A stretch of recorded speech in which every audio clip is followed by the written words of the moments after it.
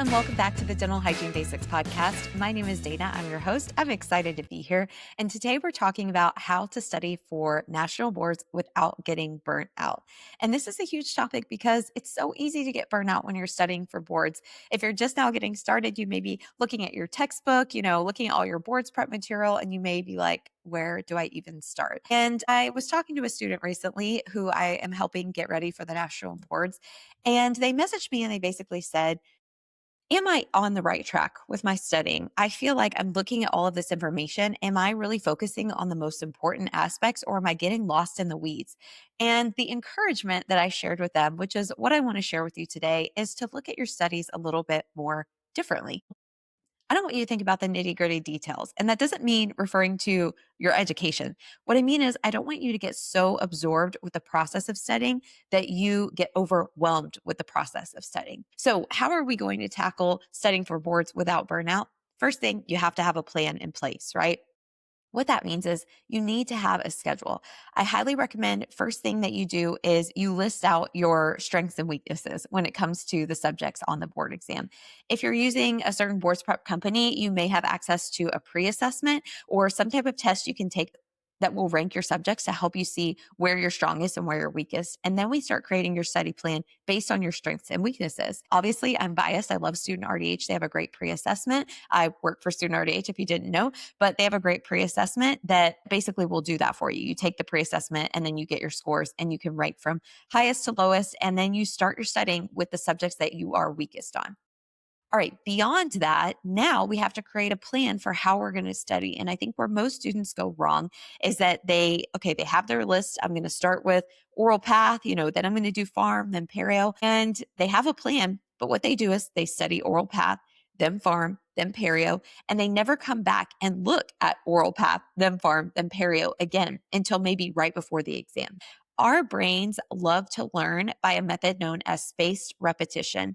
What that means is your brain likes a little challenge. It likes to learn something and then give it, a day or two, look at it again, then give it a few more days, look at it again, then give it a few more days. So we start spacing out how often we're looking at something. So maybe the first time you review the material, right? Let's say you're going to give yourself 3 days to review oral path. That's your first subject on the list. Okay, so you take those 3 days and you're just focusing on oral path. From there, you don't want to not look at oral path again. Let's make a plan. We know you're moving on to perio next. Okay, well, how about in about 2 or 3 days before you get started on your perio, you're going to take an hour or two and you're going to go back and you're going to review oral pathology. All right. So then in maybe 5 days, maybe now you've moved on to another subject, right?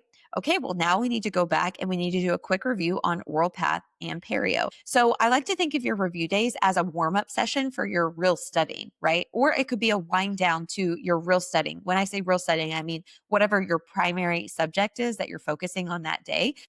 Use your review as either a warm up, meaning you're going to, when you first start studying, maybe for the first hour, you're going to use an hour to review a subject you've already covered. Or maybe if you want your brain fresh, you're going to start with the subject you're focusing on that day, but then you're going to use maybe an hour at the end of your study session to wind down and review topics that you already know, maybe when your brain's already a little bit tired. So spaced repetition, again, your brain loves it. Think about when you're driving somewhere and you've been there 100 times. What happens? You go on autopilot, right? Sometimes you're like, I don't even remember, like from my house to the gas station. I don't even remember driving because I've done it so many times. Okay, that is what happens when your brain gets too familiar with something. So you don't want to look at the same material every single day. And that's what a lot of students do.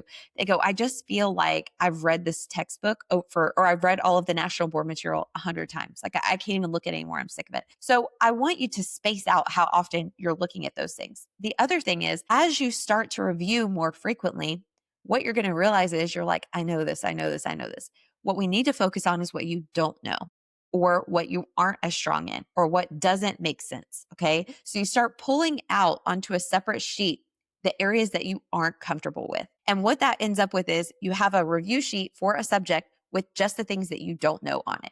And as you keep coming back and reviewing that regularly, again, not every single day, but spacing it out, what you'll start to see is you'll start to be able to take things off of that review sheet because you're like, oh, I've seen this enough now that I know it. You're like, oh, I've seen this enough now that I know it. So now you can start to make your review sheet smaller, smaller, smaller. This is what I did when I was studying for the national board. So I had a review sheet for each subject, and on there, I would include information that I didn't know about a subject. As you're going through this process of studying for boards, you also should be working your way through practice questions. And if you come across a question that you don't know or you get wrong, add it to the review sheet for that subject, because I want you to come back, review that, and make sure it makes sense, right? If you're like, why did I get this wrong? Get help, ask somebody, research it, try and figure out why you got it wrong so that you don't make that mistake again. Okay, so from there, you're looking at this review sheet for this one subject regularly. And I had a review sheet for every subject. Let's say it started out 5 or 6 pages long. When I got to the exam for all of the subjects, right, I only had 2 or 3 review sheets covering, like, there was a little bit of perio, a little bit of farm, a little bit of this. The last few things that I was having a hard time remembering or wrapping my brain around were on those last few review sheets. And that's all I looked at in the days leading up to my exam, because I had done so much spaced repetition that by the time I got to that point, I knew exactly what I did not feel confident with. I knew that I had reviewed all the other information as much as possible and that I was comfortable with it. And that's what I want for you. Okay. So, how are we going to think about spaced repetition and how it benefits you? This is what I was explaining to my student, trying to help them wrap their brain around the fact that while they may feel like they're putting in so much effort and they're asking, am I even focusing on the right material? Well, first tip, if it's in the board prep book, I think it's relevant. Okay. Beyond that, I want you to think about it as building a house, right? When you build a house, you have to first build the foundation. Once you build the foundation, you can put up the walls and the roof, right? And you've started to connect the walls and the roof to the foundation. So the first part, building the foundation, is that initial review of that subject, right? The first time you're going over it and reviewing it. All you're doing is just setting the stage, getting ready for what's to come, building the rest of the house. Okay. So you build the foundation. That's the first time you review the material.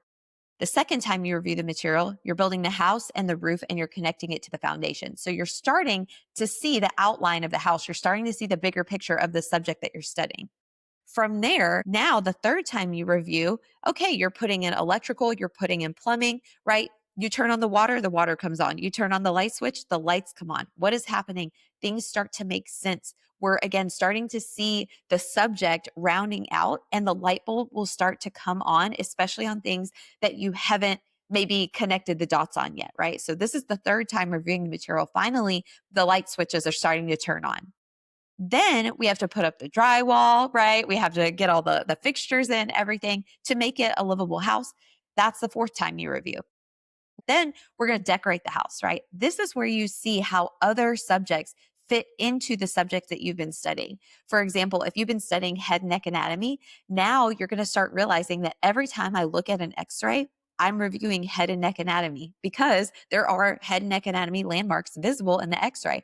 So when you're decorating the house, right, you're seeing how the other subjects fit and you're starting to see the clear picture, the fully decorated house of how all of these subjects tie together.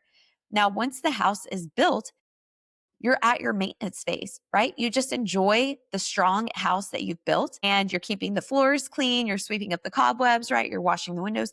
All you're doing is maintaining the knowledge that you've already learned. So, what does maintaining look like?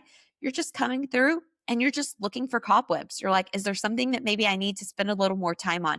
Maybe I realize I always switch up the GV Black classifications. Okay, I'm going to spend a little bit of time reviewing those and making sure I have those solidified. So we're going through a process, and the goal is to get to the maintenance phase where you're just maintaining what you've learned by quick little hits of review here and there that are tailored specifically to your gaps or your weaknesses. That's how I want you to think about studying. I don't want you to think about, I need to learn all of this the first time that I see it, because that's impossible unless you have a photographic memory or you're just a wizard, right? I used to beat myself up for this all the time. When I started studying for boards, I'm like, oh my gosh, how come I don't remember any of this information? I know I learned it. I did well on the test whenever I was in that class. Like, how come I don't know it now? Your brain is like a file cabinet. It holds on to everything you've ever learned, which is why sometimes if you basically are taking a test and you're like, I don't know why, but I think C is the right answer. People say trust your intuition. Yes, I think it's partly intuition, but I also think that part of it is that it's still stored in your brain somewhere.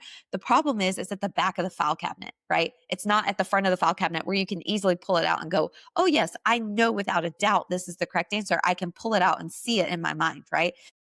What we're doing when we're using spaced repetition is we see the material getting pushed to the back of the file cabinet. We're grabbing the file and we're moving it back to the front. We're moving it back to the front. We're moving it back to the front so that it's easier to retrieve that file, retrieve that knowledge when you need it, and you feel less concerned that maybe, you're like, is it right? Is it not right? Right. And you're just like, I'm just trusting my intuition. The goal is to increase the spaced repetition so that you have increased memory retrieval of the information that you're learning. So remember, you don't have to learn it all the first time that you study it. The goal is you're just introducing your brain to it multiple times at different intervals, and you're giving it a challenge so that when you start reviewing that subject, you're not on autopilot, right? You can see the path from start to finish. You remember what you studied because you're focusing on the things that you don't know, and you're not spending time, on things that you do know. All right, I hope that you found this helpful. Remember, learning is a process. Studying for the boards is a process. Give yourself adequate time and give yourself time to have breaks, have fun, do something enjoyable, celebrate your studying, celebrate your success when you pass because you deserve it. And that's really how we're going to keep you sane throughout this entire process.